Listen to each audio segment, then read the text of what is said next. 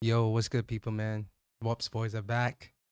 We said we wanted to do a quick stream, a quick after show stream, because there was a lot of super chats and things like that. A lot of people was asking questions and whatnot, and so we definitely wanted to make sure that we got to those. We gave the appreciation to you guys, for supporting us, supporting our channel, super chatting all the gifted memberships and things like that. And we're gonna read through that stuff now, um, just to go through those super chats because we didn't want to end everything and not acknowledge the super chats and acknowledge all the people that come through and support us and whatnot. So that's what we're doing right now.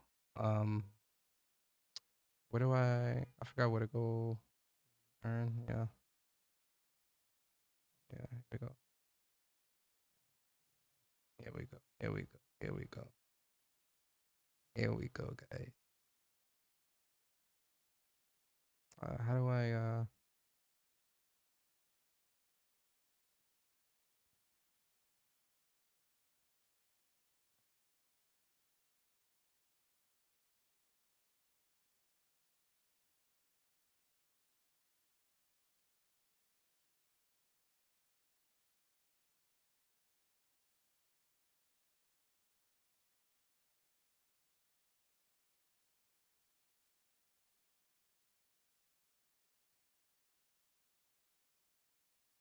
Yes, sir.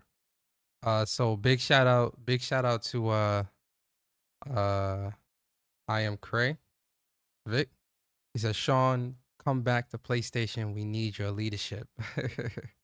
So shout out to Vic. And then shout out to Chico, man. Appreciate you for the super chat. He says, whenever the hater when even the haters can't stop the growth, Persona putting on the smooth voice today. Hey man, listen. Y'all funny, man. Y'all funny. And then shout out to Braxton Bow. Appreciate you for the super chat. It says, ask Shawn about acquisitions, especially the fight over ABK, the role of exclusive games for PlayStation going forward, and the layoffs. We addressed a lot of that stuff throughout the interview. Shout out to Andrew Wilkins, man. Appreciate you for the super chat.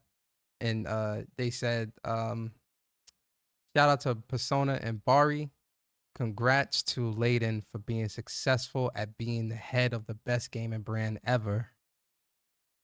Shout out to Andrew. Appreciate you for that. Then shout out to Wolfgang Mishima. Appreciate you for the super chat.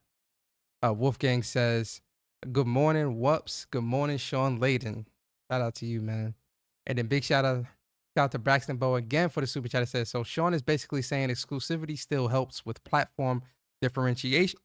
Platform differentiation for single player games, but not for live service.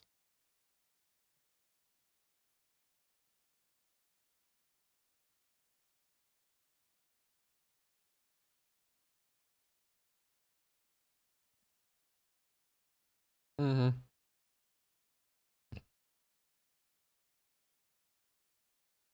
Yep. Yeah. Yeah.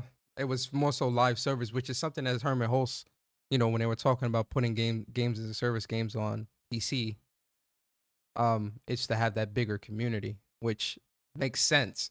But I understood the question that you were asking too, Bari, in terms of, when it comes to, oh shit. Sorry, go ahead, say something. Say it again. Why are you? Oh shit. My fault. Now say something. My fault. My fault. My fault. My fault. One more time. One more time. Yo, yo, yo, yo, yo, yo. Yeah, all right, you We good good? now. Yeah, you good. My fault. Oh My nah, fault. like what I was saying, we appreciate the super chat and the love that we saw from the chat. So we had to do this, second stream that's to show the appreciation and read all the super chats there. The thought process behind these interviews that we do here on WUPs is like we don't want to confuse anyone or mix the two of like all these super chats and other comments outside, that people have in the chat with the interview. So, we kind of separate those two, but we also want to be respectful of, the people that we interviewed, their time. And, we can't have them here 3 hours, 2 hours. And, Yeah, and then we he, say, and oh, he, and he was let's here wait. with Let's, us. He was here with us yeah, for 2 hours, so I really wanted to be I was really, for me, I was really honed in and focused on like the interview and talking with him, making eye contact and stuff like that. Cause I didn't want to keep looking at the Mhm. chat and not paying attention and hearing what he's saying. So, when we do these interviews and stuff like that, we try to focus on the guest and things like that. But we definitely wanted to do this stream, Yeah. just show appreciation to the people that Yeah, super chatted we're and not trying to ignore you guys, yeah, but yeah, we want to focus on having a clean interview, yeah, and then from there we can proceed. But yeah, what I was saying before is that a lot of the things that Shawn was talking about with the Dean Takahashi interview, yeah, it was pertaining towards like the live service push as far as like funneling, more gamers to play the game. If you want to get your brand out there or you want to get your, the PlayStation brand or whatever it is out there, going multi-platform with these type of games, it makes sense. But I see a lot of people in Twitter discourse or YouTube, they're using his thoughts of what he said there and applying it to all the games. That's why I respected when he came in here and kind of hashed that out and cleaned it up as far as what he meant uh, with that, and he broke it down well, in my opinion. yeah. He did. He really did. Um, so yeah, that's why we wanted to, we appreciate everybody, coming through and rocking out with us, subscribing, the memberships, the gifted membership. Shout out to Mac the Stampede. He gifted 5 memberships. Shout out to DC Gaming. I think he gifted like 15 or 10 memberships. Yeah, And somebody else gifted memberships. I'm gonna look for it in a second. I just want to get through these super chats, but we definitely wanted to do this quick after show because we really want to show appreciation to our community and to the people that rock with us. And we ain't want anybody to think that we were ignoring your super chat, so we're not appreciative of that stuff. So that's why we here. We doing the after show. So, we appreciate y'all, man. Real talk. Um, Shout out to Octacon Oscillate. He says, what does Shawn think Sony should do with the bloated game I think that means bloated game library of trash games. Y'all know what I'm talking about. Also, too many games launch anyway. And then shout out to JP Loco. Appreciate you for the super chat. He says, did Shawn play a role in the ABK bringing back Crash via Crash Bandicoot Insane Trilogy? That'd have been a great question to ask, actually. Shout out to I Big think he did, wasn't he? Didn't Maybe. Shawn? I remember during 2016 E3, that's when he walked and he had like the Crash Shadow on him, Oh, and you're he right. announced that the Insane Trilogy or You're the right. Yo, yeah, you're yeah, I right. think he did. That was an Yeah, Insane Trilogy yeah, that you're came right. out. Shout out to Big Mike. Appreciate you for the super chat. He says, what does Shawn think about PlayStation not releasing any major franchise titles till 2025? Oh, that's one we missed right there. That would have Yeah, been a good that'd one have been to that'd have ask. been a good question.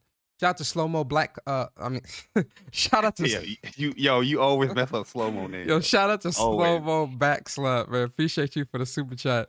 He says, Shawn, what are your thoughts about keeping cloud saves behind the PlayStation Plus paywall, but removing the option of saving PS5 game saves to USB? Mm. That'd have been an interesting question. That was I leaning think you answer. towards. I think you kind of were asking that because you were talking about the benefits of PS Plus versus the negatives when it comes to like having to pay for online and stuff like that. Um, Yeah, I was talking about like some of the restrictions that to play the game now that you're pushing for multi-platform games or these live service stuff. It seems very unbalanced as far as one platform you got to pay online, the other one you don't. yeah, Yeah, I think yeah, we should even that up a little bit more. But I get what he's saying, and that's always a thought pattern process. I mean that a lot of people said as far as like don't just get PlayStation Plus for online, but there's also a lot of people that do.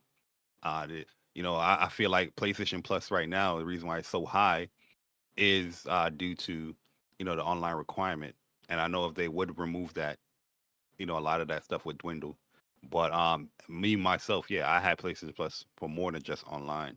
Um, but my thought process, as far as what I was asking, is like there's so much benefits with PlayStation Plus.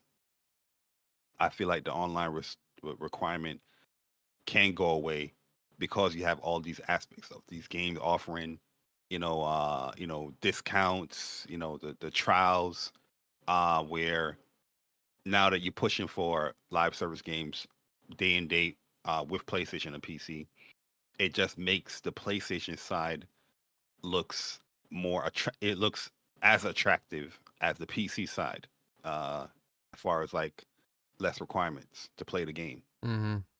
Mm-hmm. Well, I totally understand, and because there's a lot of people that agree and has said the same thing that he said as well. So, Yeah. Yeah, exactly. And then yo, big shout, Springs, what going, brethren? shout out to That's everybody my in the bro chat right there. too, man. We appreciate y'all. And shout out to Springs. And then shout out to Upchuck Gaming, man. Appreciate you for the super chat, bro. He says, so dope seeing the fam do big things. Shawn killing it. Hit the like button. Yo, shout out to Chuck, man. Yeah, shout out to Awesome Chuck. black boy.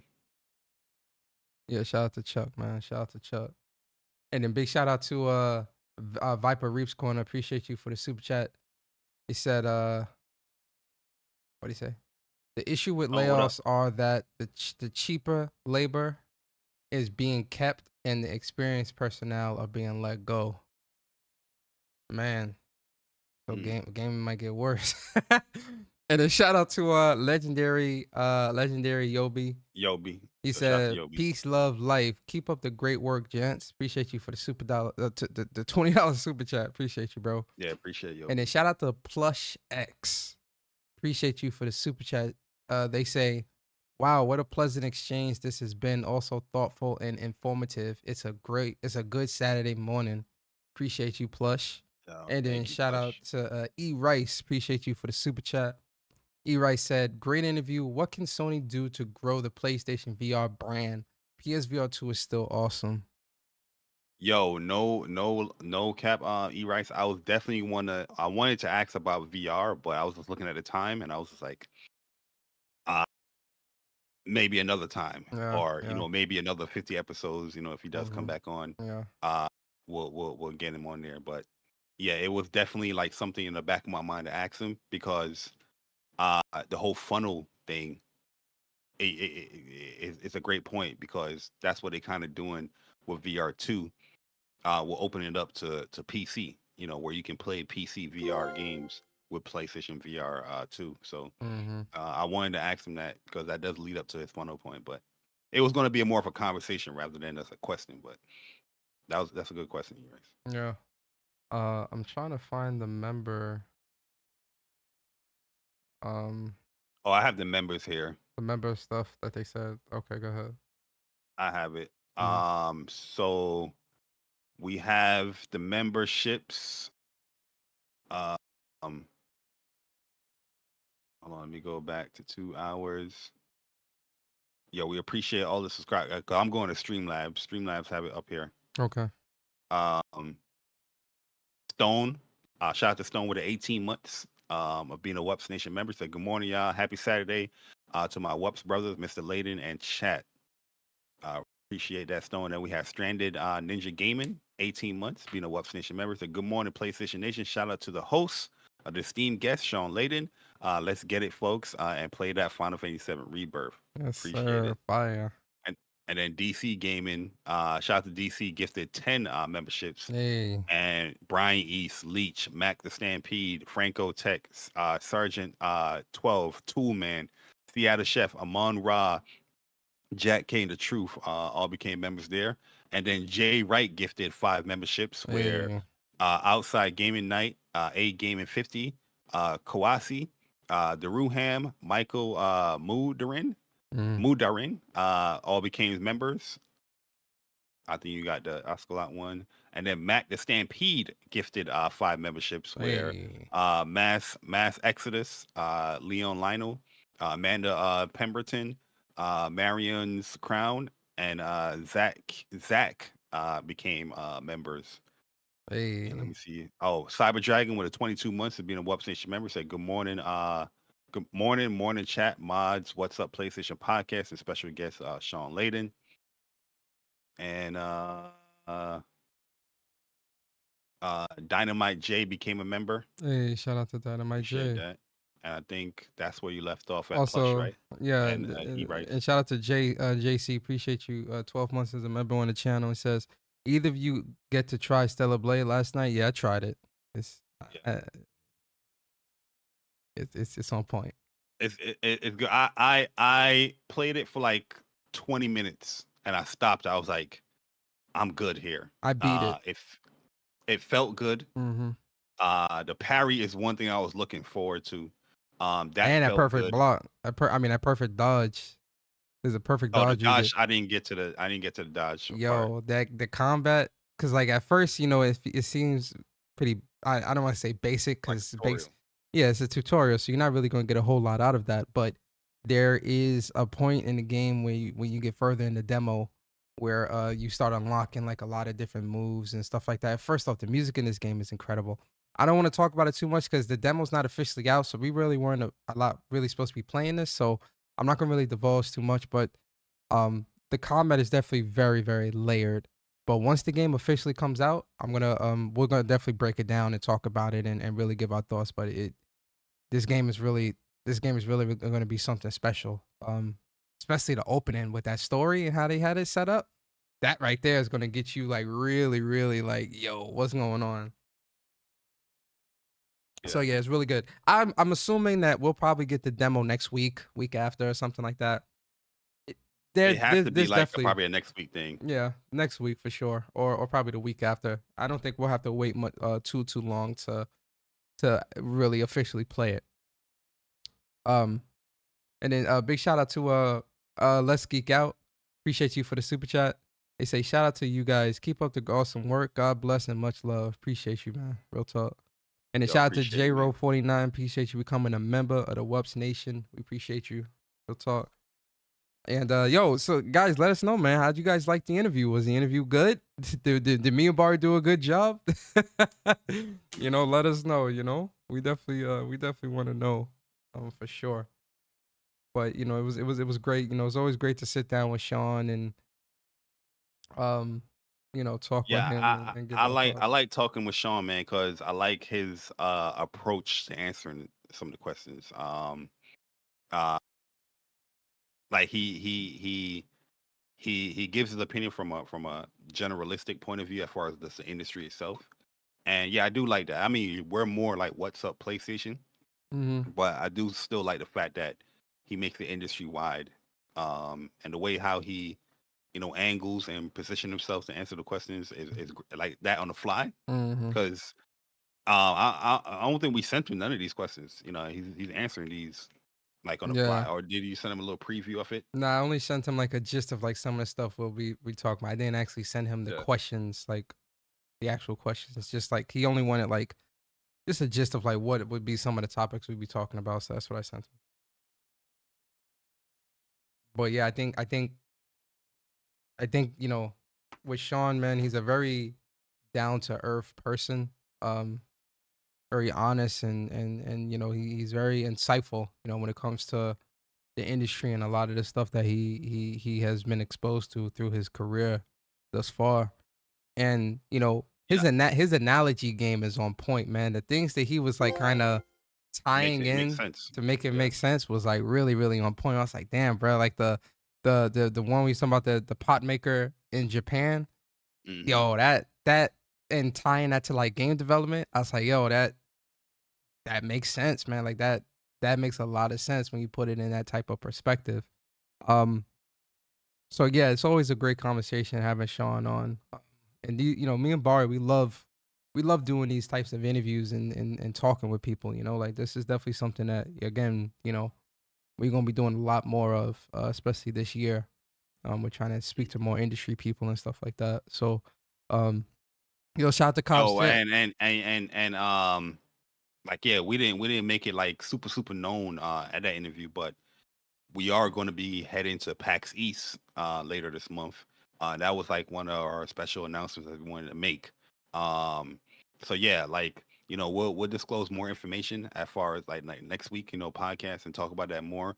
But yeah, if anybody down to meet up, just let us know. We'll definitely meet up. But we'll be there. We'll be there the Saturday and Sunday at PAX, but we'll be there from Friday though. Yeah. So we can have like a meet and greet on Friday to meet up with any of you guys in the chat or whatnot. And just hang out if you're going to be at PAX East. But yeah, first time headed to PAX is going to be an amazing time. Pretty Mhm. excited. I don't know if you want to show off the little cards, Persona. Oh yeah. Um. So you know, you know, I could go to Twitter.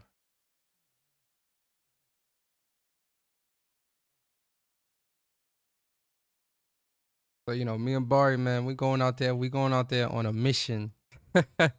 You feel me? And you know, like one of the things that we were talking about that we wanted to do was you know, get like actual business cards and stuff like that so that we can like give to people and whatnot and really get our name out there. So, you know, we got you know, we had got some business cards made, man. And so those are business cards, man. That's the front. That's the front of the card.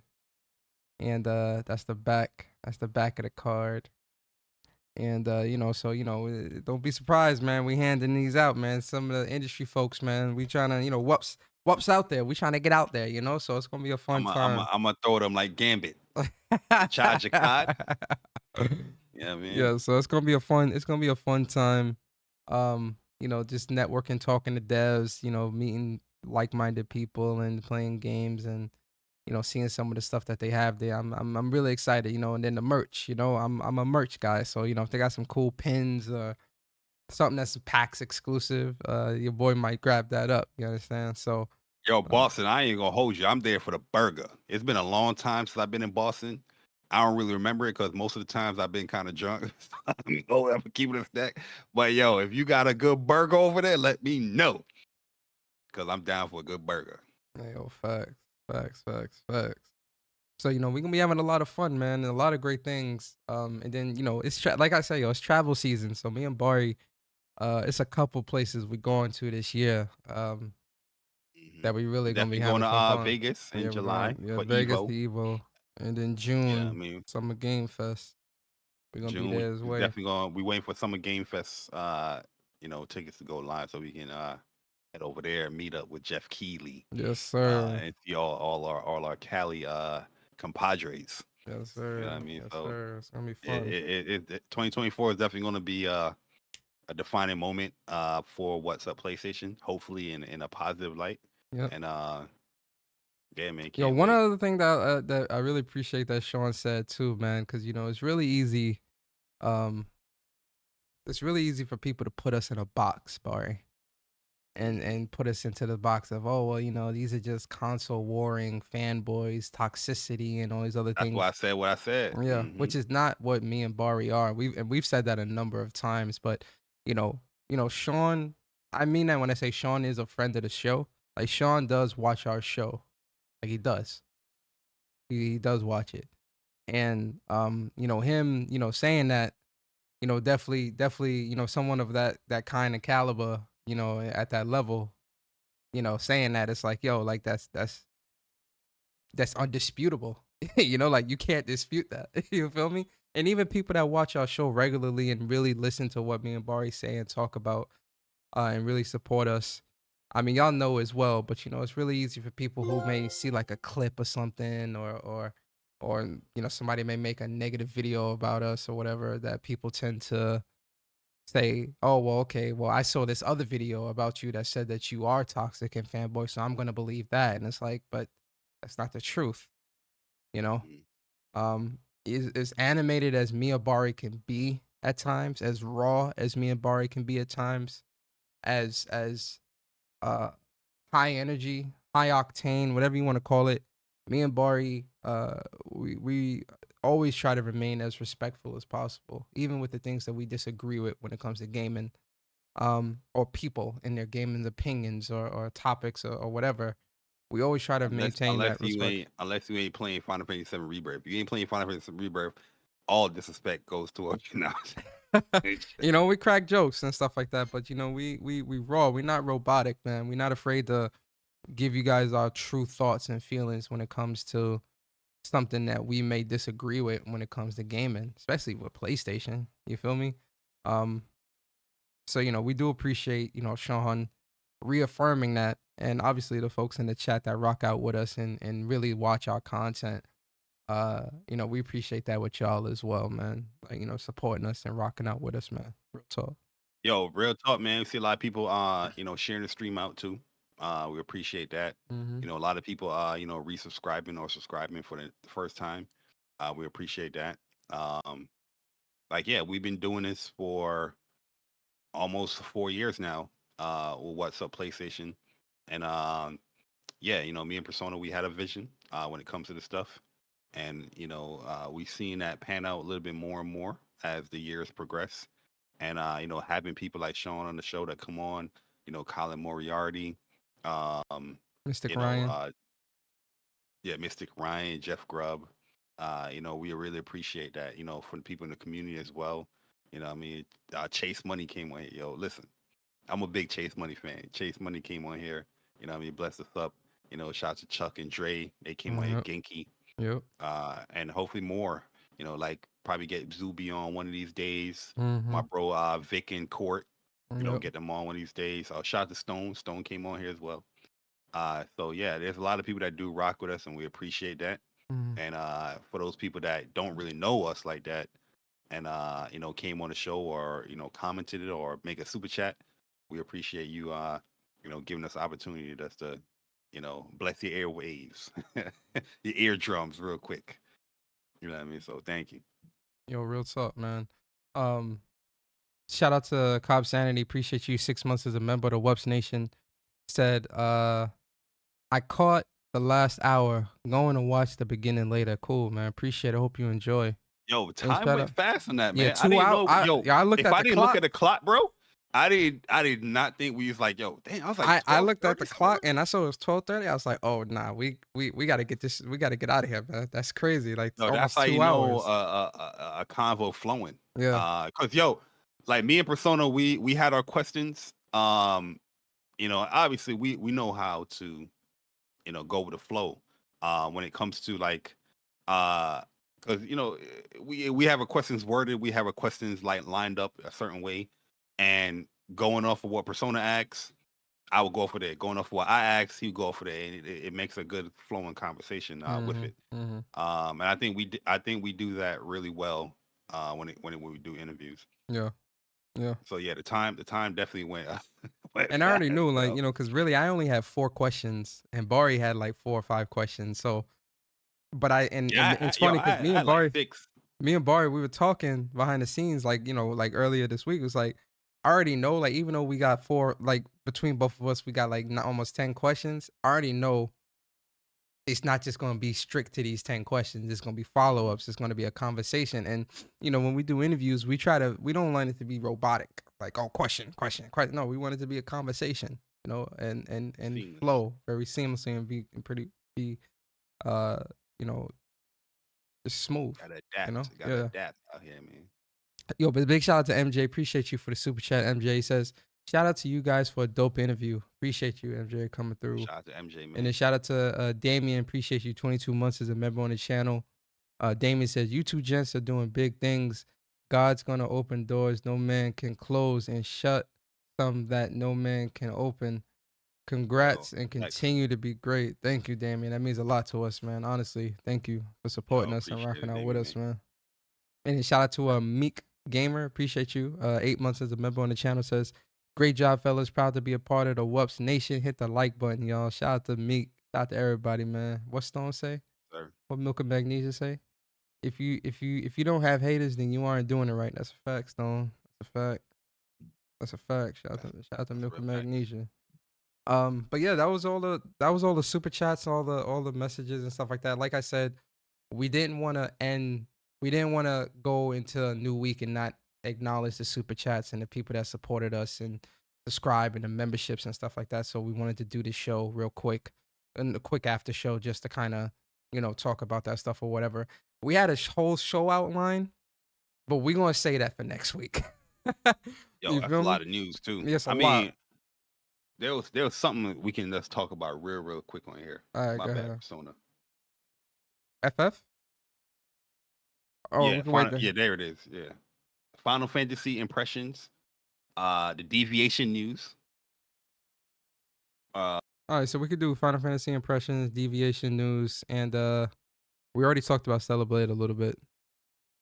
yeah, all the other stuff. We could You know, save it for Relink. next They week. had a whole bunch of like news that came out today, Hmm. but We could say that for next week. Maybe you can say that. Oh, Neil Druckman. I know you want. You Neil can't say that Druckmann. for next week. That's heat right there. Oh. Oh yeah. Also, I need my flowers for that Helldivers too. You're right. Oh go over that too. Yeah, you can go over that. All right. We'll do a quick show. We'll do a quick show. Yo, matter of fact, we need to get flowers to a few people because I remember Corey. Corey said that he think Helldivers will be number one. You know what I mean? I remember saying that I feel like Final Fantasy will be number one. Final Fantasy got number two. I said Helldivers would be in the top three, which I was still right, but I didn't say it was gonna be number one. Oh my God! Here you go. You I see mean, I was still right. But yo, send me the Neil Druckmann article because I forgot about. I can't. It's in there. Is it? Where is it? Oh, I see it. Yeah, you're right. All right, we're gonna get to these downloads first. We'll do the downloads and then we'll talk about Deviation, Neil Druckmann, and then we'll end it off with Final Fantasy VII Rebirth. Yeah, we can't say Deviation for next week, bro. Yeah, we gotta talk about that today. You're right. That hurt my soul, man. Yeah, you're right. We gotta talk about that today. Yo, Bird, man, appreciate you. 22 months as a member on the channel. He said, just want to throw congrats to you fellas and shout out to Shawn's drip.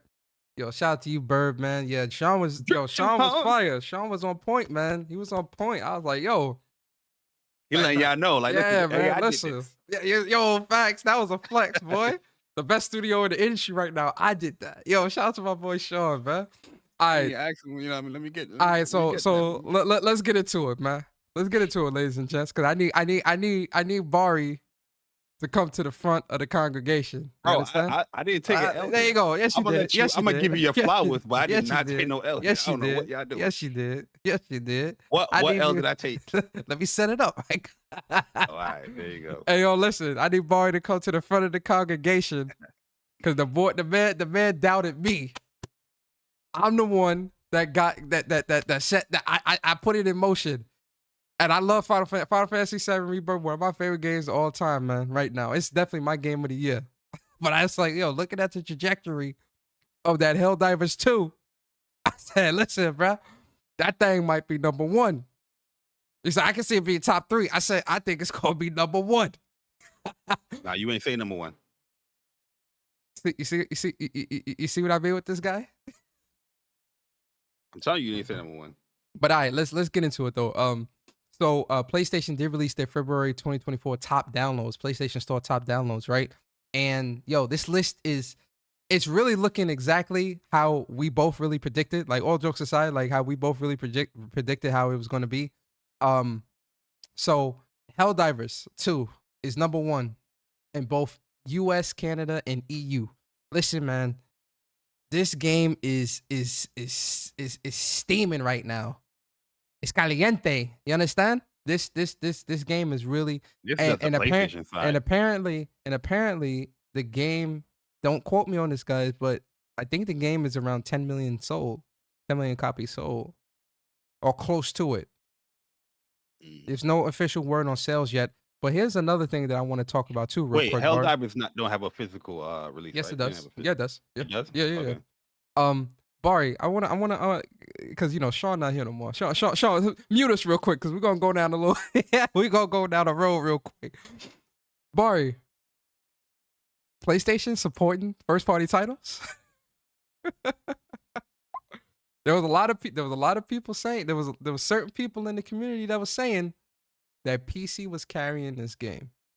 The CEO of Arrowhead said the sales were 50-50. It was pretty split between the two. This here backs that claim that clearly PlayStation gamers were going out and buying this game. It's a PlayStation 5 only title. It's ahead of the likes of an NFL, NBA, Call of Duty, GTA, FF Rebirth in both countries. Both of them. That's to me, that's huge for a game that's $40 coming from a relatively smaller AA size studio, reaching that critical mass success. Yeah, what's your thoughts seeing this list? I don't think the size of the studio or what it is matters in the case. I do think that No, the reason coming why from I mentioned that is only because when you bringing it up against some of these other ones, these are massive AAA studios. That's why I'm acknowledging that. I'm not saying that because it's that size they can't reach that. I'm just saying the fact that when you look at its competition, it's very impressive. Okay. yeah, I think the impressive thing of it is just from the first game to now, it's definitely a level up as far as like the reception. Where the gameplay loop is pretty much the same thing as far as the prior game, but I guess however they presented the game, from the third person perspective, the new additions with the aiming and how the game movement is, it appeals to a lot more gamers there. So kudos to them for whoever play tested the game, whatever they listen to feedback when it comes from the first game to the second game, it definitely worked and it's panning out well for them. Mm-hmm. I ain't gonna lie to you, I'm definitely surprised that it beat out Rebirth even in one day, because I know Rebirth was going to be big, especially when it came on PlayStation. It's going to be big, and it definitely shows that it is that a game that one day beat out Suicide Squad Madden and all them joints, in one day. And some of these games did launch, January, early February. But yeah, congrats to Arrowhead, congrats to Helldivers 2. It's not just a like a phase. People are still playing the game. The sales have continued. So week over week, the sales are actually going up, not down. They've gone up. Yeah, and they're listening, because the things that we speak about when it comes to these live service games, they're actually adding content, keeping the game fresh, engaging. Yeah, when I talk about live service games and some of the core pillars that I look for in like a great games as a service or live service games, Helldivers is that. It's got a lot of content. Day one, the gameplay loop is fun and addictive. You can play with your friends, and there's a roadmap. Every Thursday, something new is releasing. There's events, there's engagement and different things within the game to keep you coming back. They just released the mech suits this Friday. They released it, but there was an event to unlock it for the community to unlock the suits, where there was an invasion on the automatons on Tiaquan that you had to push the automatons back in order to protect the factory where the suits were mech suits are being made in order to unlock it. That's fun. Like that is genius. And stuff like that is what keeps people engaged, what keeps people coming back, because of that community aspect of it as well. I feel like one thing that makes it great what they did is just how they did the battle pass. The war bonds is the way to do a battle pass. No longer, I'm just sick and tired of seeing these live service games come out, and I'm seeing stuff that I'm earning from my experience playing the game, but I haven't unlocked because I didn't purchase something, or I didn't purchase the battle pass. Here in Helldivers, they have these pages of the war bonds. You choose what you want to unlock before you advance to it. So I'm not waiting. I'm not looking at a progressive bar. Like, yeah, a progression bar. I see this sticker that I want, or this item that I want, but it's all the way to the right. I got to earn these other items that I don't care about before I get to something that I actually want. It's the opposite with Helldivers, where, oh, something I want on this page, boom, let me buy this first. I can buy this first. I can save for all my medals, buy this first, and I work my way to the other stuff, and then I can, whatever I purchase on this page, it unlocks the other page. I just think it makes way more sense. It respects your time way more than all these other battle passes that these live service games that tend to try to copy Fortnite tend to have and fail. So I think they nailed it when it came to that aspect of live service. But yeah, I do agree with you with the community aspect as well. Yeah. And listen, let's not scoff at, or let's not minimize Final Fantasy VII Rebirth. You feel me? Like, that is an incredible feat as well, man. And FF7 Rebirth is an incredible game. I've got about 85 hours into it. We're going to talk about that later, but seeing this list, this looks pretty accurate. I am kind of surprised at Suicide Squad, because a lot of people I'm not surprised. No, I'm not. No, the reason why I'm saying I'm a little bit surprised that is the fact that so many people were shitting on this game and really were wanting Rocksteady to make something that was more single player focused. and more along the lines of what they were doing with the Arkham series, and that's not what we got.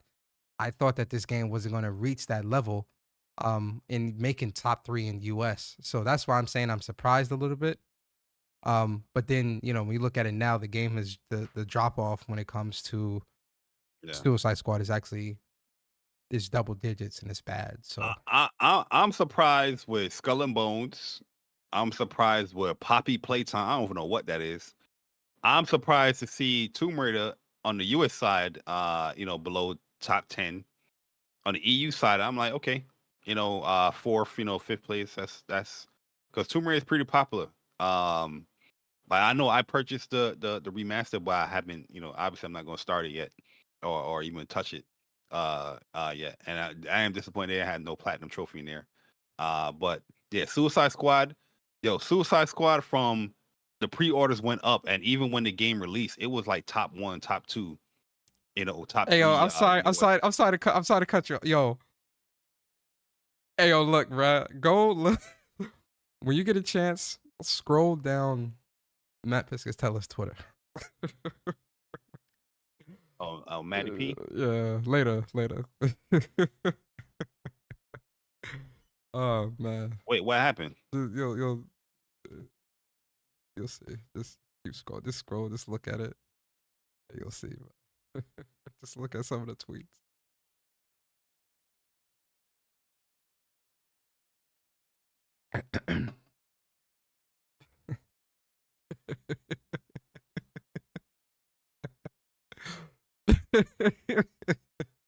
Wait, about like Fat Boy? Yo, listen. Yeah. I think the whole buy games part is what that tweet is about. Personally, I could be wrong, but anyway, back to this. The whole anyways, old millennials, Xers, will keep buying consoles. But yeah, I think some of these games, Skull and Bones too, was another one where I feel like that drop off is pretty substantial when it came to the game versus like the sales and whatnot. The sales versus like who's playing it now. Yeah, I think the drop off for the game, from what I hear, is not too long, and they're not. That game came out before Helldivers. Helldivers got more content coming. I think the Joker is just coming out next week, or like I think it's next week or yeah, or a month. Yeah. So I mean, it's one of those things where it kind of is what it is, but I'm right now my focus is definitely Rebirth. But I think this is a good list when it comes to I'm happy to see Helldivers and Final Fantasy made top 3. That's what I'm happy about. Real talk. Yeah, I mean, it's well deserved to Arrowhead. Yo, facts. Barry, we got to get into this because this breaks my heart. This breaks my heart. My heart. Well, I think I have a bookmark of something else too. Let me see. Oh, I thought I did.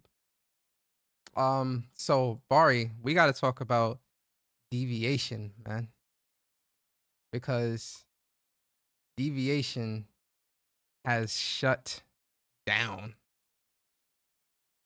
It's no longer here. They're gone, and it's been confirmed that HR. I think the director of HR on LinkedIn also confirmed that the studio has shut down. I think they shut down last week. But also there was a tweet. What sparked all of this was there was a tweet put out by one of the senior character artists that worked at Deviation where he said, after the closure of Deviation Games last Friday, I'm actively seeking character artist roles, looking forward to landing somewhere awesome. Here's my portfolio site update recently with my latest work experience. I've also got a secure place with all of my work I made at Deviation over the last couple of years that will never see the light of day publicly. Thanks in advance for taking a look. Wow. You know what's funny?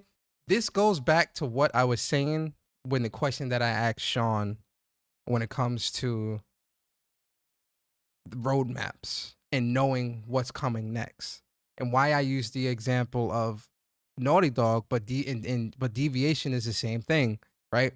we're seeing all of these layoffs and people being cut and games being canceled and studios being shut down, right? And there really isn't any information or any type of uh understanding or roadmap, if you will, of what the future really looks like when it comes to gaming. We really don't have that concrete roadmap. And yeah, I know that gaming is always changing, but what we're seeing right now in the industry really is like eyebrow raising and really not making no sense to me personally. Deviation 2 years ago was talking about how excited they were to be partnering with PlayStation and they were going to be making, this great first person shooter style game. Tony Flame, one of the folks from Treyarch went there. Then we found out that Jason Blundell left and now he apparently allegedly is working with PlayStation, and then the studio had they laid off over 90 of their folks. The rumor behind that was that they weren't meeting quotas and PlayStation wasn't happy with that, and all these other different things. So many things circulating and swirling, and we still don't know what they were doing. We don't know what a lot of these people are doing. And that's where the cause for concern for me personally is why I'm looking at things with the side eye of like, yo, what the hell is really going on in this industry? Like, what is going on? This joint is crazy. But Barry, what's your thoughts on the whole Deviation Games stuff?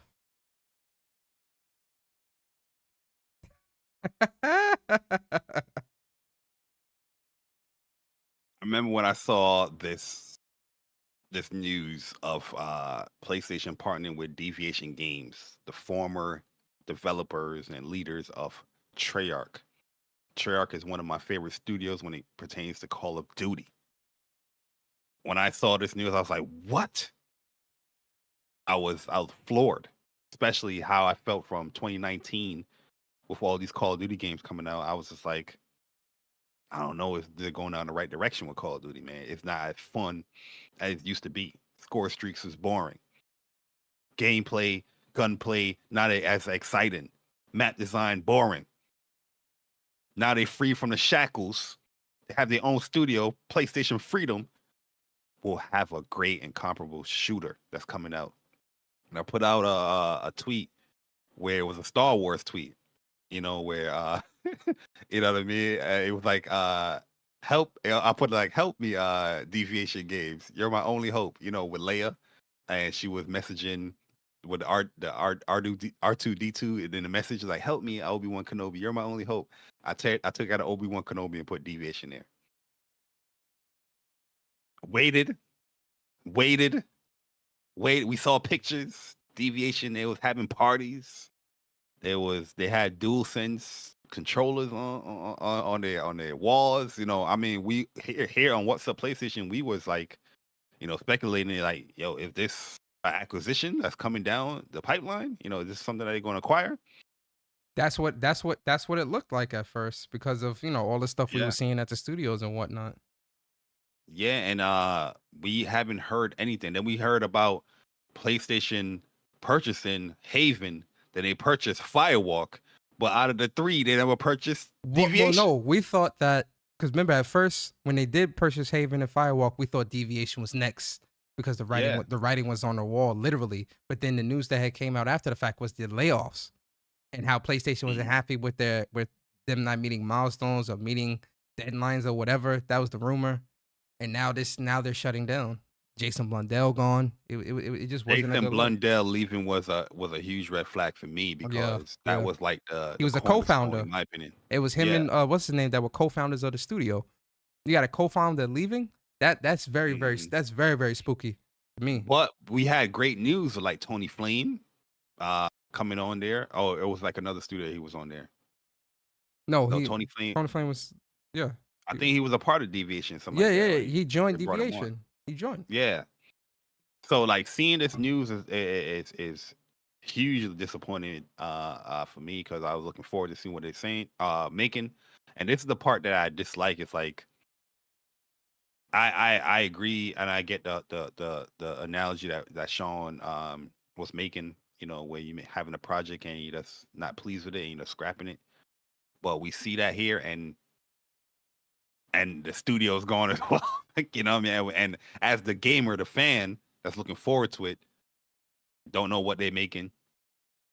Didn't get the chance to see what it was making, or even get a chance to see what they're playing, to see if it would be doing, if it does well or if it does bad within the, in the market. But yeah, it's just like very anticipated game, and people that I thoroughly loved, due to their past games that they were part of, and not seeing that game come to light, not seeing the studio succeed, was very, very disappointing to me. And I honestly, when I saw this, I was playing Final Fantasy VII Rebirth, and I was like, I had to pause it. I was like, yo, dang, another one. Yeah, I was upset, man, because there's two studios. I wanted to see what London Studios making with their next game, because the what you call it, the teaser, or the what you call it, the concept art was looking great. Naughty Dog and their game with the Factions Online game scrapped. They're now Deviation scrapped, and I'm just like, yo, what is going on, man? But Deviation was the studio I was looking forward to the most when it came to the whole partnership with PlayStation, and it was disappointing not seeing what they're going to be creating. But my heart goes out to all of them that lost their position. Hopefully, they do find something. Hopefully, they whatever. I don't even know, man, because whatever game that they had in creation, or We'll whatever never they was see it. creating, We'll never know what it it it, is. it it's not panning out. So Mm-hmm. I'm not even gonna say I wish I could play us here, but it was just a gut punch, man, in my opinion. That's the following news of a game you was anticipating, boom, gone. A studio game that you wanted to give a try and see what they was doing because you like the past things that they was doing, that's gone. And then the most anticipated live service game that you wanted to see them come out, now that studio's gone. I'm just like, 3 times, I'm out, man. Whatever come out now, man. Back to Final Fantasy Rebirth. I'm like, I'm gone. I was mentally tapped out. Yeah. Yeah. It's one of those things for me where it's just like another game that's now canceled and gone that we'll never see, but we were hyped for. Factions 2, gone. We'll never know what it looked like. We'll never know what it played like. We'll never know like what the vision was. That's gone. Now Deviation. Now London Studio. And that's why for me, and again, the common denominator with all three of these studios is that they all were affiliated with PlayStation. Both two were one first party studios, are two first party studios, and one was in a partnership with PlayStation. So for me, seeing this now 3 times within the span of less than a year, literally less than 6 months, you feel me? And seeing this stuff happen the way it's happening, for me, I'm looking at the landscape of it all and saying, I want to see a roadmap. I need to see a roadmap because we've gotten this stuff in the past. We're just not getting it anymore now. But we're getting a lot of bad news, a lot of closures, a lot of layoffs, a lot of cancellations. Once you get the books right in the behind the scenes, because clearly there's a lot of shifting and things like that that's happening. Fine, PlayStation was originally going to be doing 12 live service games. Now they're doing 6. They cut some people from certain studios and did all these layoffs and closed studios or whatever. All this stuff is happening. So clearly there's things happening behind the scenes, shifts and all this other stuff that's happening. But I think once the dust is settled, I think the next showcase that PlayStation does, it needs to be, in my opinion, it should be first party focused. Not saying third party shouldn't be there, second party indies and all that. I'm not saying don't have that stuff there as well. I'm not saying that. But what I'm saying is, if the show is going to be, let's say, an hour and 15 minutes, I think at least 45 minutes of that should be dedicated. At least 30 to 45 minutes of that should be dedicated to first party and outlining what's to come. Because you can't go into another showcase, go into another or arrive at another PlayStation showcase and still leave out of that not knowing what is going on with first party. Not in 2024. No. In my opinion. What do you think, Barry? Yeah, I think roadmaps need to be shown. I think that's the biggest problem. But I understand the other side of the coin. If it ain't ready, it ain't ready. You know what I mean? It was stuck in a rock and a hard place, man. I don't know. Yeah. We'll see. But yo, moving on, man. Let's talk about this Neil Druckmann stuff real quick because it is kind of crazy. Not Nail. not surprising, but you know. So shout out to Neil Druckmann. Yeah, he recently did an interview. In the interview, he made a comment that made a lot of headlines. So essentially, they asked if he sees himself making games forever. Druckmann said that recently he's really enjoyed working on other creative projects like HBO's Last of Us TV show and a Halloween Horror Nights experience at Universal Studios. And this is his quote now. And Neil Druckmann says, I guess that I don't see myself doing this forever at this scale. It's just a lot and it takes a lot out of you. It's very stressful to manage that many people and multiple studios worldwide.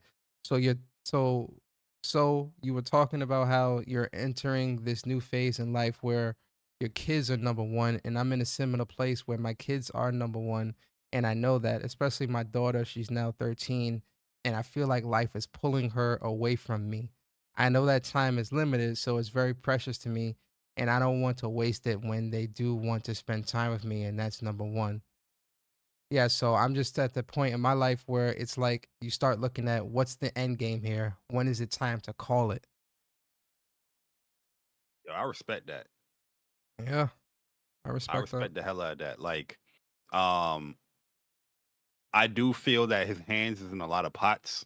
You know, you went from just creating, video games, which is already stressful and time consuming, to now adding on creative director or writing TV shows, and other, introducing that aspect on top of that is that's another layer of like more stress. And yeah, it's your passion, it's things that you like to do, but yeah, you're also a family man. You got your own personal things that you want to do with your family and make sure that you don't miss those times, those precious times with your family. So I 100% respect what he's saying, but I do feel like what added towards some of the comment is the addition of like you're doing more than just video game creation.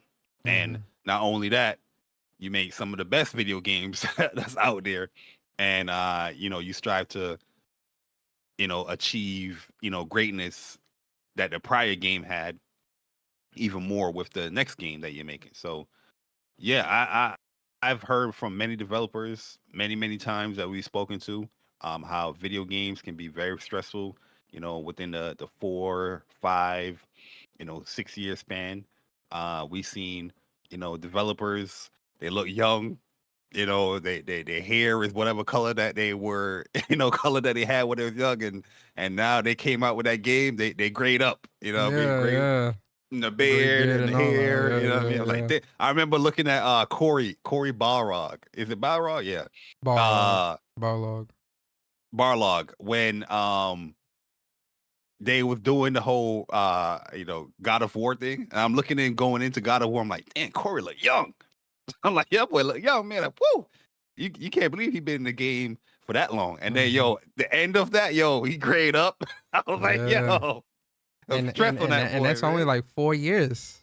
4 or 5 Hmm. years. So game development is a really stressful thing, you know? And I think for certain studios it's more stressful than others, right? And this is something we've talked about before, Barry, in terms of like Naughty Dog being one of the pillars of the industry when it comes to their level of detail, their quality, and the expectation from a lot of gamers when it comes to what they expect from something of the likes of a Naughty Dog. You know, Naughty Dog is in a really unique position where they have to be perfect every single time, right? Or that at least that's the expectation from a lot of people. And even for them, Naughty Dog, they're perfectionists. Um, but also we've seen Naughty Dog, especially as of recently, really not plateau, but really break through the barriers of the game industry, and now are in the movie industry, the entertainment industry, pop culture. The Last of Us as a TV show is one of the most successful shows on HBO. And it's kind of propelled Naughty Dog, especially Neil Druckman, into a very different light, where now he's wearing two, maybe three hats, as opposed to before just wearing one hat and being the president of Naughty Dog, and kind of just having to maintain that in that bubble. So I can understand the stress of having to carry that much responsibility, the stress of having to manage that many people, though, or those that many that much stuff, especially if you are a family man. If you're somebody with a family and you want to spend time with your significant other or your kids, or whatever, I can understand looking at all of it and saying, you know, I just want to go to the movies with my kid or my family, or I just want to have a picnic with the fam on a Saturday or whatever. I don't want to have to worry about the next deadline that I have to meet for a game, or having to manage all of the I can understand that. So I'm not surprised that Neil is thinking about this now, especially with, his daughter growing up, and, he doesn't want to miss out on a lot of those pivotal moments in a child's life. I understand it. Honestly, I wouldn't be surprised if Corey Barlog is feeling the same way. Oh yeah, I think Corey Corey, said he does. yeah, Corey and Neil, because Neil and Corey, they both are like beloved by the community, like, and they're very, very down to earth people, and they've been in this industry for such a long time, and the glow up with them, I can see them both just like, yo, I got like one more game in me. I could see Neil putting out his next game, or honestly, if there is a Last of Us Part 3, which I do think it is, right? And I think they pretty much all but confirmed it, right? I can see Neil seeing these next two projects. So they have a single player they said they have multiple experiences that they're working on. I'm pretty sure And they multiplayer. one of them is a brand new IP, which will most likely get first, and then the next one will most likely be Last of Us Part 3. I can see Neil, and the span of those two games by themselves can be like another 10 years, 8 to 10 years, right? For just those two games. I can see Neil getting those two games out the door, and retiring straight up. Yo, low key, you know what kind of added to that stress as well. Um, the multiplayer project being canceled, or that not coming to light. Mm-hmm. The seeing what their explanation as far as like that would transition the whole studio into live service, and then having to make that decision to cancel it. I think that added to it. It's like, damn, like I didn't get a game out there, or this is disappointing, or heck, let's be real here. The fan base, we us, and our opinions and how we feel about certain things with Naughty Dog, and us putting our opinions out there, because the developers do see it. Not saying that we can't put our opinion there. I do feel like there's like a decent way to put an opinion out there. But yeah, I'm pretty sure all those feedback and opinions on the last couple of years and all that stuff definitely played a hand in him saying that as well. Mm-hmm. But obviously, his family comes first for anything. But I think it's a lot of things that can lead up to that. Yeah, I agree. I agree 100%. Um, so yeah, that's the Neil Druckmann stuff, man. We'll see what happens. Whatever he does, wishing we wishing him all the best. That's really what it is. Yo, whatever you make it, Neil, We got to see send that. me send me that alpha bill, and I'll let you know. Yo, facts, yo, facts. But all right, guys. So last thing we're gonna talk about before we get up out of here. Uh, Final Fantasy VII Rebirth. So obviously Final Fantasy VII Rebirth came out February 29th, 2024. released on the PS5, and I took off pretty much 2 weeks to play this game, and I've been playing an unhealthy amount of this game, where I'm already at about 85 hours, 80 to 85 hours in the game. But Barry, I want to start with you, man. I know this is one of your most anticipated games of the year as well. The most anticipated game of the year. This is also this is pretty much my number one most anticipated for the year as well. But starting with you, Barry, obviously, guys, this is gonna be light impressions. We're not gonna get into any major details. We know people are still trying to get through the game. We're not gonna spoil anything. It's gonna be a very light conversation. So you don't have to worry about any spoilers or anything like that. So cool. But Barry, man, starting with you, man. Give me your thoughts so far, man. How much time you put into the game? What's your thoughts on the game so far? Is it everything you expected? Are you happy? Just break down the impressions of the game so far with me. Yeah, last time I checked, I was about 76, 77, probably 78 hours into Final Fantasy VII Rebirth. I've been loving everything about this game, man. From the upgrades that they did in combat, with from remake to rebirth, streamlined a lot of things when it came to rebirth. The open world aspects, I really, really love that as well. The activities that you can do within the world, they have a lot of options for you to do. And obviously, if you go and do them, you'll be heavily rewarded. And yeah, it's the like I've been saying, it's the game that keeps on giving. Every time I feel like we've hit like a peak moment at something that they offered, you go to a different area and boom again. I'm like, dang, yo, I'm like, what? And just being Final Fantasy VII is my favorite game of all time. And that nostalgic aspect, as far as like hearing the music, how things pan out in certain areas and scenes, seeing what they did with certain characters that was small and minuscule from the original PS1 game to now. I'm just like, yeah, man, this is everything I expected and wanted to have in this second iteration of the remake trilogy. And yeah, I love the character progression so far. It's giving me what I wanted. When the game opens up, you get more of the character cast. And the reason why I always say Final Fantasy VII is my favorite game of all time is just I feel like the cast is the best cast of all Final Fantasies. And Rebirth is highlighting that even more because as they go into more detail and nuance about these characters as you progress throughout the game, it's just heartwarming in my opinion, man. A lot of emotional parts that came to the game where I just had to like soak it in. You know what I mean? I'm just like, yeah, man. Like they're nailing this here, man. Um, there's no spoilers, but there's just the Junon area. The Junon area, in my opinion, is as big as an upgrade as Midgar was in remake. They nailed that Junon area, adding new stuff, the old stuff to the T. What they did there, loved every single aspect of it, man. And yeah, 76 hours in or 77, whatever it is. The last time I checked, it was like 76, but I was playing much more and before I put in a rest mode and whatnot. But yeah, I'm loving every aspect of it. Combat, super, super dope. I love how unique each character is. Every character in this game can get like a thorough breakdown as far as how they can play and the way how they introduce you to each character and how they play. Very, very good with the tutorials. um there's some secret stuff that characters can do that they wouldn't really like necessarily like fully highlight. I think they left that there to discover.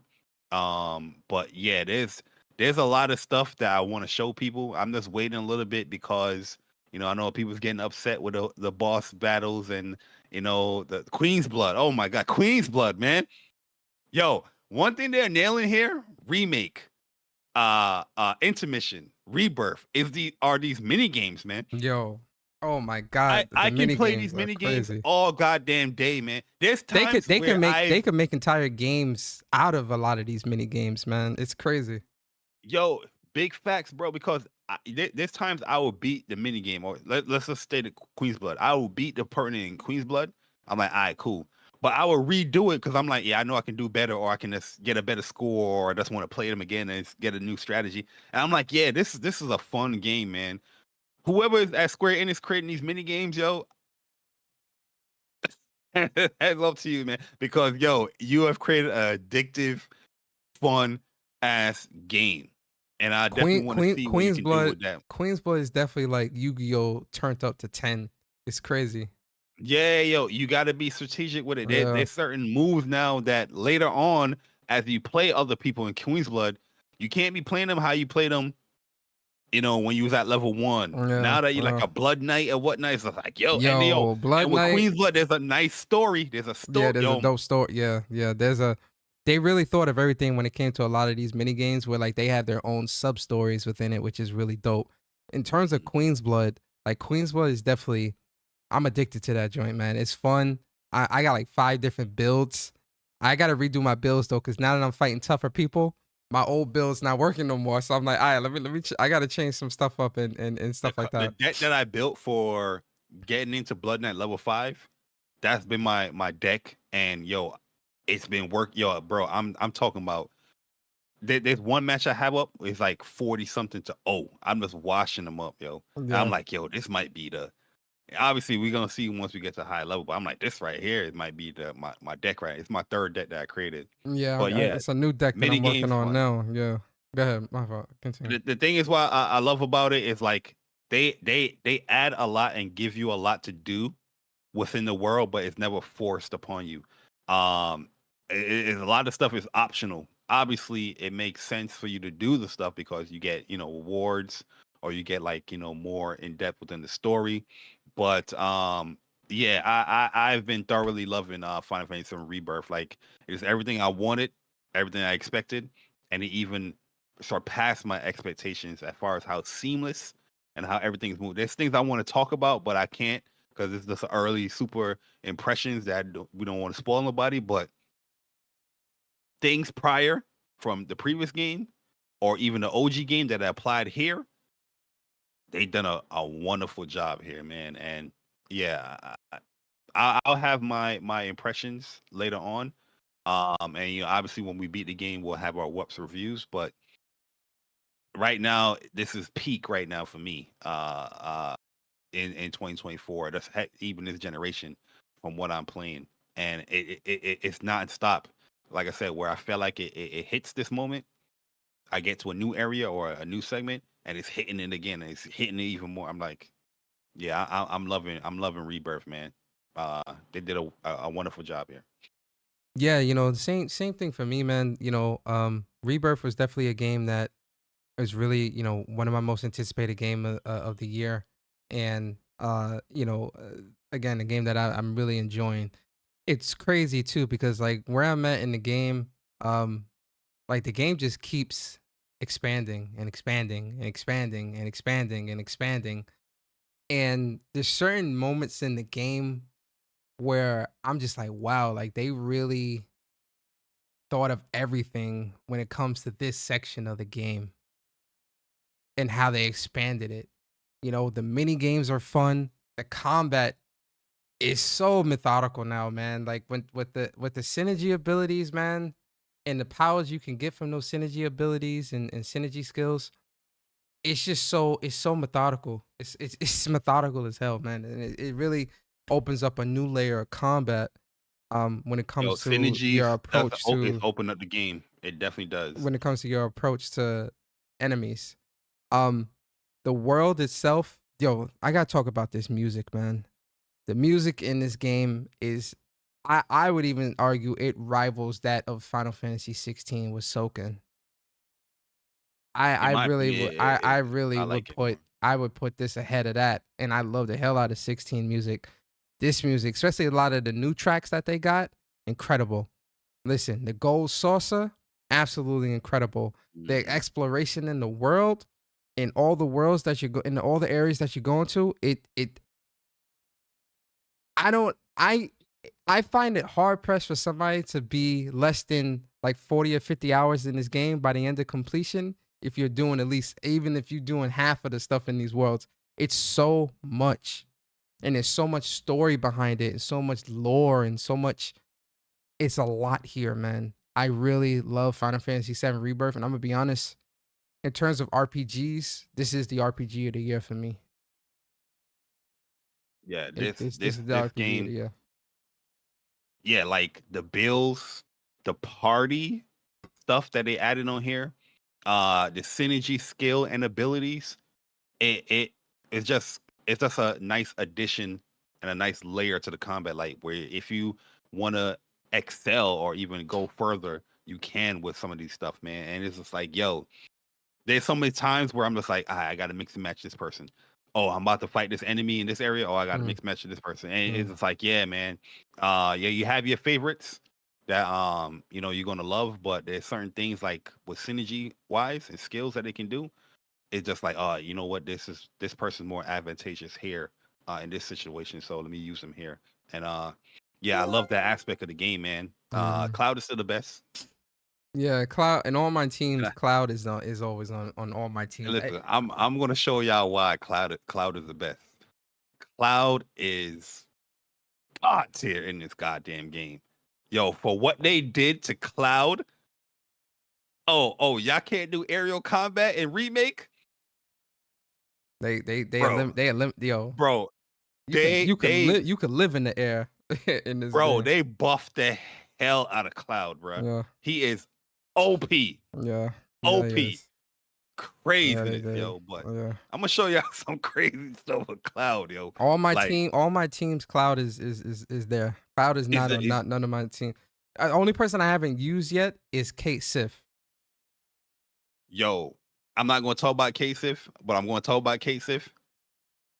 Kasif was probably my least favorite character in Final Fantasy VII. Mm. Even on a gameplay perspective, in Rebirth, he's super fun as hell. Yeah, I'm gonna try him. I'm gonna try Yo, him out today. I'm gonna try him out today. Cause he is super I don't fun as hell. want to talk. I don't want to talk about it. But yeah, like Yeah, we'll leave it there. But we'll talk privately. But yeah, like yo, Final Fantasy VII Rebirth, and don't get discouraged by like it having like these massive open worlds and all this other stuff. It's really they do a good job of guiding you. mhm. But also like There's a lot of it's fast optional. travel areas. Yeah, a lot of fast travel. It's also it's optional, but it's fun. That's the thing, man. Like Fort Condor. Oh my god, they could make a game off of that. Hmm. 2 games I want them to make off of these mini games is Queen's Blood and Fort Condor. If they put out games like a Fort Condor game and a Queen's Blood game, I'm buying it. I'm buying that. Yeah, 100%. I can see them doing that on mobile, Yeah, I can like see it. even adding in Ever Crisis, Yep, but. yep. But yeah, like super fun stuff. Uh Even the side quest stuff, man. Like Yo, the side quests are good, man. The side quests are they good. they definitely did a better job with side quests, just making them more impactful here Mm-hmm. in this game than in the original remake. Mm-hmm. You know what I mean? It's not just fetch quest. Like you have your fetch quest stuff there, but they add other layers within the side quest stuff. There's meaning Yeah. to it. There's a lot of meaning behind these side quests. Like you really get with the side quests, you get a really good feeling that these people like the world. All right, so you know how in some games, if you're doing side quests, the side quests that you're getting from the people, there's no like life to them. It's kind of just like, hey, go here, get 5 berries and bring it back to me, and that's it. There's no story behind it. There's no meaning. It doesn't feel like the world is alive. In this game, a lot of the side quests have a lot of character and personality to them, where Mhm.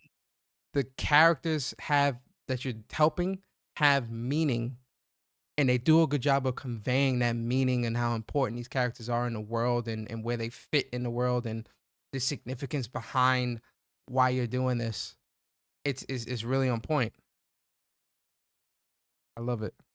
The boss fights are great. The Oh story's my great. god, man! Listen, Listen, bro. I already I can posted up some legit boss sit fights, down man. with all the hours that we have in here. We can legit sit down and speak for 10 hours straight about Yeah, Rebirth, man. yeah, it's a lot. Like I said, it's a game that keeps on giving, Hmm. and it's giving good gifts. You know Yes. what I mean? Like the gifts is like substantial. You know what I mean? So yeah, like even just unlocking more weapons and seeing some of the remake weapons, some new weapons in there. I'm just like, yeah, man. Like I do feel like the remake series is a great introduction to a lot of people that's new to Final Fantasy, and you can develop your own fandom and your own love for the game, or even dislike from the game from that. But I will always say this to get the true understanding, or like the true satisfaction or gratification from the remake series. You got to come from the original source, the original game, and then seeing some of these worlds, these towns from the OG game to this, it just hits different, man. Mm-hmm. It hits different, yo. Like, Yeah. See, what because like I because said, because you're seeing, there's gonna be a lot of and the perfect conversations. perfect example of that, because this is like literally the beginning of the game. Calm. Yeah, The town of Calm is anything but calm. You like it's a that play, bustling town, man. Yeah, that play yeah, I on like that. I word. like that. Yeah, it's bustling, it's lively, it's energetic. That's one thing they did so good in these towns. They put so much life in these towns. There's people are talking, having conversations, and doing this and that, and shopping and this and it's every town. It's not just that town. It's every town you go to. It's like that, where there's all these mini conversations and other things going on. And there's one town that I went to later on in the game. It's not a spoiler, but it's kind of it's because it's insignificant. Where like there's a school, there's like a lesson happening, and if you stand there and listen, he's teaching the children the history of Shinra. And I'm just like, yo, and it's like 5 minutes. And I stood there and I was like, yo, this is really well thought out, bruh. Like this is just like it's all of it. This for me, it's gonna be hard for any RPG to top this for me. Really, in the Yo, next, like I'm gonna be honest, for a while. Be honest. one thing I do love though is the new aspects of the game where they add new lore to it as far as like the Republic. And I'm just Mm-hmm. like, yo, given that lore and history of that, like the times before Shinra, Mm-hmm. I'm like, yo, that's deliver me the book, whatever they want to call it. I think they call it like encyclopedia or whatnot. Have that up in the store and I'll buy that ASAP, man. ASAP. Mm-hmm. Yo, Mm-hmm. Mm-hmm. I love this game, man. I love the hell out of this game, but I'm gonna leave it right there because the more I speak, the more I feel like The we're more gonna we get into talk, a mm-hmm. Yeah, the more we talk, the more it's gonna be harder not to talk. um, but yeah, that's our impressions, guys. Me and Barry will be doing a WUPs reviews at some point. Probably after we get back from PAX. We'll set something up because I'm pretty sure by that time we'll at least have the game beat. Probably not platinum, at least not me. Like it's still so much I got to do, but we'll have the game beat to where we could do a review and talk about it. Um, but yeah, man. The last thing that I do want us to do real quick, Bari, is so we lost somebody really major in the anime community recently. Somebody that really shaped my childhood and was a big part of my childhood and a big part of me growing up. Akira Toriyama, the creator of Dragon Ball, Dragon Ball Z, Chrono Trigger, Dragon but Quest, like he did the art well, the for art, the art, Chrono the art, the art, well, the art. You know what I mean? Um, he passed away March 1st. So we definitely want to give our condolences to his family. Um, he's only 68. Which is crazy. But when I think back to, you know, well, I guess the thing that I wanted to ask Barry is just give me one of your favorite Dragon Ball or Dragon Ball Z. It doesn't matter. Give me one of your favorite Dragon Ball moments or But DBZ yeah, moments. I can just give my first introduction into the Dragon Ball series. But yeah, rest in peace, Akira Toriyama. Definitely like a special person in my heart. That's how the introduction to anime and introduction to the series, and that's Mm-hmm. how prolific his art has been throughout the years. Um, this was devastating when I saw the news. You know what I mean? And it definitely the next day waking up, yo, I was legit like my eyes was like watering, man. Just thinking about it. I was searching, in a couple of boxes, in storage that I have, and I was looking for my Dragon Ball cards that I salvaged. 'Cause my mom like threw away a lot of that stuff when I was in college and she was moving and whatnot. Um, and of looking at that stuff and seeing all, bringing back all the memories, um, the conversations, the debates. Heck, even when met Persona and the council members, many debates and conversations about Dragon Ball till 3 o'clock, 4 o'clock in the morning in PSN party chats. You know what I mean? So this is a very special person to a lot of us. And like one of the first memories of Dragon Ball is when came up to this country. My mom, she had like a small little TV. I don't even know what to call it. It was like a TV and a radio.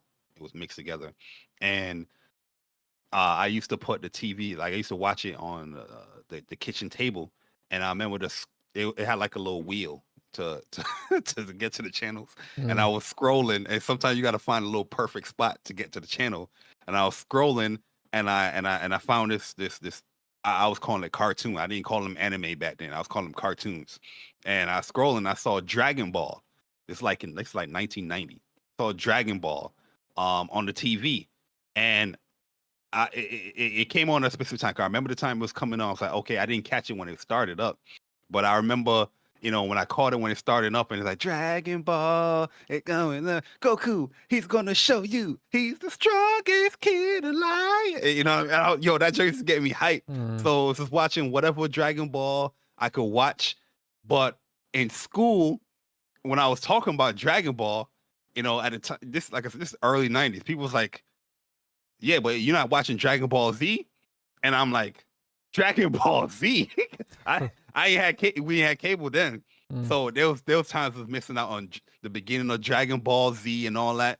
But I remember when we first got cable, Persona. This was around, I think this was around the Cell Saga. I think this was like a re-airing of the Cell Saga when this was coming out. I think it was like Toonami days and whatnot. Watching the hell out of that. Not everybody had cable back in the day. So what I used to do, as we got better in the family and I had like, VHS recorders. I used to record the joints on videotapes, and I used to sell them. You know what I mean? So people was missing out on Cell Side and whatever saga, I used to sell them joints. But like I said, I also used to collect Dragon Ball cards. I'm gonna show you here. This is my Dragon Ball cards that I have now. If I could show it. Let me see. Let me turn this off. This is my Dragon Ball collection now. Some cards are still, good shape or whatnot. But I used to have the cards in like chronological, like saga order. So whatever happened within the picture or within the episode, I would have them in order. And I had a case, I had books, binders of this stuff. Most of them got thrown away. These are the only ones I could salvage. But that's how hardcore I was into Dragon Ball. And everybody know me. They know me as a Goku defender. I love the hell out of Son Goku. That is my guy. I don't care what nobody tells me. Goku is the best character ever. You know what I mean? We had many debates, many arguments over that. And yo, Akira Toriyama, regardless of how you felt about Goku or his Dragon Ball, we met a lot of people through those conversations and discourse, of his creation. So always I have a special place in my heart. I love the hell out of Dragon Ball, Dragon Ball Z, GT, Super. We even had, crazy discourse about that. But yeah, the seeing this news, it definitely was hard. It definitely hit my heart, man. And at the end of the day, just want to say rest in peace once again to Akira Toriyama. And yeah, like the impact, the things that you created, I'll always cherish that stuff. You creating these series. I know he did many other things, but Dragon Ball was significant for me personally. But yeah. it sucks, man. It sucks seeing the legends like that die because it was a Yu-Gi-Oh creator before, and then it was what's the dude that create what's the name? Guts, not Guts. No, The Hunter dude, X Hunter. not Hunter X Hunter. What's the dude with the big sword? Guts. Is it Guts? His Yeah, name? Berserk. Berserk. Yeah, that hit the creator that died. I think it was Didn't the like creator of Hunter X Hunter die as well? No, it wasn't Hunter x Hunter. I think it was No, the creator of Yu-Gi-Oh died though. It was I like thought 2 the years creator ago. of Hunter x Hunter passed away as well. I could be wrong on that. That's my fault. Nah, yeah, like like I said, Dragon Ball Z has been like a big part of my life growing up, especially as a kid. Going to the there was like this game store that had like anime and manga and comic books and all this other stuff in it. Hmm. And that's kind of what was my exposure was to Dragon Ball Z, was seeing it there and the tapes because they had like the Japanese tapes and stuff like that. Hmm. So um that was kind of like where my exposure to it started when I was a young kid. And from there it grew. Kids at school was watching it. We would talk about it. We would have the conversations about who's better, Goku, Vegeta, Hmm. just all that stuff was then the games themselves, man. I was playing the games. I played the game on the Game Boy Advance. I played the Dragon Ball game on PlayStation. And it just my love for Dragon Ball. I would even argue that Dragon Ball Z is definitely my introduction into anime and kind of like Oh started me yeah, on that path. It Dragon was definitely Ball, Ronin Dragon Warriors was like my yo. Yep. Akira, Dragon Ball Z, um, Case Closed, which is a little bit Hmm. later. Oh my god, this anime is slipping my mind. It's slipping my mind right now. Gundam. Gundam, Cowboy Bebop, like a ton of those animes. But when it comes to like, if somebody would ask me, you know, what got you into anime? Dragon Ball, Dragon Ball Z, 100%. I'm So, gonna give it that. I ain't really start calling them anime until like my high school years. Like when I was like a freshman or mm, sophomore of high school. He was like, "Stop calling them cartoons anime." I was like, "What anime?" I was just see a colorful, thing. It was a mm-hmm, cartoon, mm-hmm. but my bad. Go ahead. So, rest in peace to Akira Toriyama, man. We definitely lost a legend, but his legacy will definitely live on. When I have kids, they're gonna be watching Dragon Ball Z. You understand? Like Facts. it's gonna live Facts. on, man. And honestly, I'm actually gonna do a rewatch of Dragon Ball Z throughout this year. So Yo, uh, it's already started with me, man. yeah, I'm gonna I start with had to. Dragon Ball and do a rewatch. So Hmm. it's already in the works. Um But all right, man. Yo, listen, this was the show, guys. I hope you guys enjoyed this after show with the Shawn. The true show is the Shawn Layden interview. That's the show. This is kind of like an after show. Like I said, we wanted Hmm. to read the super chats and the membership messages. We didn't want to, we didn't want this day to end without us acknowledging you guys, acknowledging the chat, the audience, the people that rock out with us, and supporting us and whatnot. So we really do appreciate that from the bottom of our hearts. In the rest of these super chats, real quick. Shout out to PS Rewind. Appreciate you for super chats. Says great interview. Shout out to the WUPs boys. Appreciate you, PS Rewind. Shout out to Unicron. Appreciate you for 22 months as a member of the WUPs Nation. Unicron says, I see you had another big interview. I'll listen to it tomorrow along with this part. Looking, fellas. Thumbs Yo, up. appreciate Unicron, man. Yeah, appreciate Unicron. And then shout out to Cloud Strife. Appreciate you. He said, real game of the generation, no question asked. Obviously, he's talking about Final Fantasy VII Oh, you know the Rebirth. vibes. You know the 100%. vibes. And then big shout out to K Mac Gaming. Miss K Mac, Mac, all dressed in black, black. Shout out to K Mac. She says, I'm literally living in Final Fantasy VII Rebirth right now. This game has me locked in. Every region is being 100% completed as I move through the game. Facts. That's a fact. I do not leave a region without completing all the side objectives or any of that. Shout out to Sick. He said, Final Fantasy VII Rebirth is the greatest game ever created. That's a fact. It's 100%. incredible. Absolutely incredible. But yo, with that being said, guys, listen, we really do appreciate y'all rocking out with us here on What's Up PlayStation podcast. Uh, we hope you guys enjoy the rest of your weekend. Be safe, Barry. Give the people your outro. Yeah, man. If you guys, enjoy what we do here, hopefully you guys can subscribe. Definitely hit the like button. Share, the streams or the videos that we do out. It definitely helps us, grow and you know try to have an impact here within the game industry. But uh, 2 weeks. In 2 weeks, we'll be at PAX 2 weeks. East.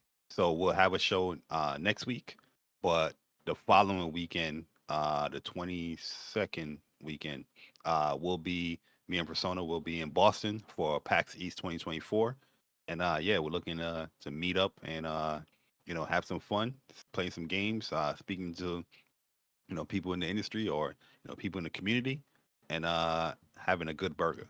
Uh, so yeah, first time heading over to PAX East, and look forward to more of like travelings as far as gaming events that will give our opinions and thoughts from there. After, or hey, maybe it could be a live thing. One of these days as we get better and more acclimated with that stuff. But we appreciate all the support. Thank you once again. And also big shout out to Shawn Layden for coming through early in the morning, West Coast time. But he made it. He answered our questions, and he was attentive and very active with us, and we appreciate that always. So thank you, and enjoy the rest of your weekend. Yes, Play some sir. Rebirth. Yes, sir. And for me, guys, make sure you guys follow the official What's Up PlayStation Twitter at WUPs Podcast. Link is in the description. Also, you could, if you do enjoy the content, definitely subscribe to our YouTube channel, What's Up PlayStation. And for me, my personal Twitter, at Persona Speaks. You can follow me if you want. And also, my YouTube channel is Gaming with Persona. I've been posting up some of my boss fights and other things. I'm slowly doing that stuff. But that's definitely, it's going to continue, guys. I'm not going to do nothing this weekend, but Monday, Tuesday, I'm gonna start posting more. So, but yeah, definitely, my vacation ends next week, so uh, I'm back. I'm getting back into the rigmarole of everything. So it was a good vacation. So yeah, but listen, guys, I really appreciate you guys. Next week we will be live, episode 156. What's Up PlayStation podcast, and like Barry said, we will be at PAX East, March 22nd. Very excited for that. I'm sure it's gonna be a lot of photos and probably some videos of certain games and stuff like that that we might post up and whatnot. So be on the lookout for that. And yeah, guys, we appreciate you guys, man. We'll see you guys next Saturday, same time, same place, same crew, the What's Crew. And always remember, What's Up PlayStation podcast is a podcast for the community, by the community. We'll see you guys later. Enjoy your weekend. Peace.